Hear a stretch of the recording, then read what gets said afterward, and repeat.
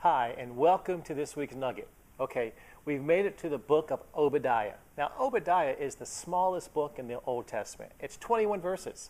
It's not quoted in the New Testament, so the question is, what is the message of Obadiah?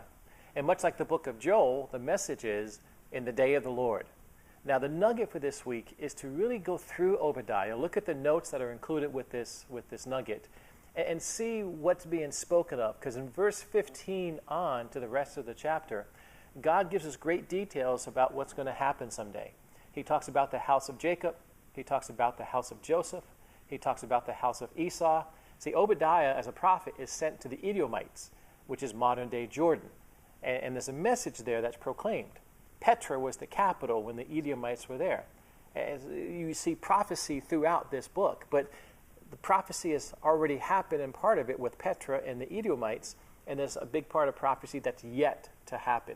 That's your nugget, is to understand that. So you're going to need to take some time this week and study the book of Obadiah. And again, the notes are attached to this, so you can kind of see who the house of Joseph is, who the house of Jacob is, who the house of Esau is, and what God says. He says the day is coming when Israel will possess certain parts. West Bank, Gaza, the eastern part of Jordan, all these areas that are off limits right now, there will be a day coming, and it's not far away, where Israel will connect and possess that land. So just as you watch world headlines, as you watch things happening, your nugget is kind of be focusing on what God says is coming so that we can bring this news to a lost world. People who are confused and don't know what's happening in the Middle East, they see the headlines, they understand, what people think, but what does God say and what does His Word say? That's what we need to rely on.